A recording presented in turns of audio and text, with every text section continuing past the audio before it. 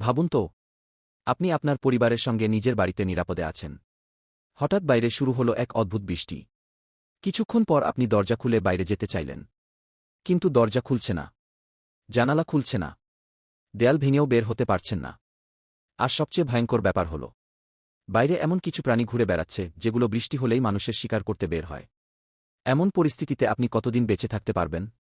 একদিন? 1 মাস? নাকি 5 বছর? আজ আমরা জানব এমনই এক পরিবারের অবিশ্বাস্য বেঁচে থাকার গল্প। সিনেমাটির নাম দ্য লাস্ট হাউস। চলুন শুরু করি গল্পটি। গল্পের শুরুতে আমরা দেখি জেসন ডেলগাডোকে। জেসন একজন বেকার ইঞ্জিনিয়ার।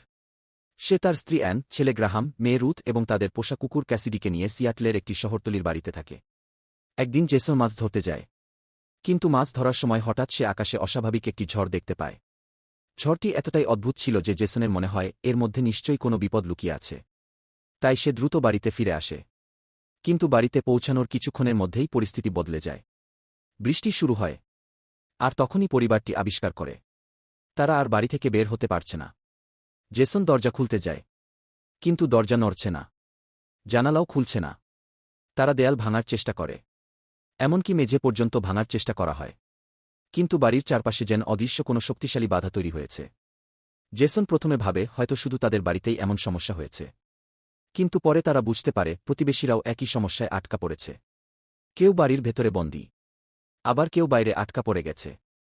সবচেয়ে অদ্ভুত ব্যাপার হল, ফোন কাজ করছে না, ইন্টারনেট বন্ধ, কোনো বাইরের মানুষের সঙ্গে যোগাযোগের উপায় নেই। তবে বাড়ির বিদ্যুৎ ও পানির ব্যবস্থা তখনও চালু ছিল। তাই পরিবারটি আশা করে হয়তো কয়েকদিনের মধ্যেই সব ঠিক হয়ে যাবে। কিন্তু দিন পার হতে থাকে। 1 দিন, 2 দিন, তারপর আরও অনেক দিন। কোনো পরিবর্তন হয় না। জেসন ও অ্যান বুঝতে পারে তাদের খাবার ও পানির হিসাব করে ব্যবহার করতে হবে। তারা খাবার রেশন করতে শুরু করে। বাচ্চাদের মন ভালো রাখতে বিভিন্ন খেলার ব্যবস্থা করে। একই সঙ্গে জেসন তাদের বেঁচে থাকার বিভিন্ন কৌশল শেখাতে থাকে। কারণ এখন তাদের সবচেয়ে বড় শত্রু হল সময়। এরপর অ্যান বাড়ির ভেতরে সবজি চাষ শুরু করে। অন্যদিকে জেসন পুরনো পানি পরিষ্কার করে আবার ব্যবহার করার একটি ব্যবস্থা তৈরি করে। পরিবারটি ধীরে ধীরে বাড়িটাকেই নিজেদের ছোট্ট পৃথিবীতে পরিণত করতে থাকে। কিন্তু রুথ একদিন জানায়, বৃষ্টি হলে সে বাড়ির বাইরে একটি অদ্ভুত প্রাণী দেখতে পায়। রুথের মতে প্রাণীটি তাকে ভয় দেখায় না, বরং প্রাণীটি যেন বন্ধুত্বপূর্ণ আচরণ করে। কিন্তু পরিবারের কেউ রুথের কথা বিশ্বাস করে না। তারা মনে করে দীর্ঘদিন ঘরে বন্দী থাকার কারণে রুথ হয়তো এসব কল্পনা করছে। কিন্তু 2 মাস পর তাদের সামনে সত্যিটা পরিষ্কার হয়ে যায়। একদিন প্রতিবেশী সুসান দৌড়ে তাদের বাড়ির কাছে আসে। সে আতঙ্কিত হয়ে চিৎকার করতে থাকে, বাইরে আর কেউ নেই।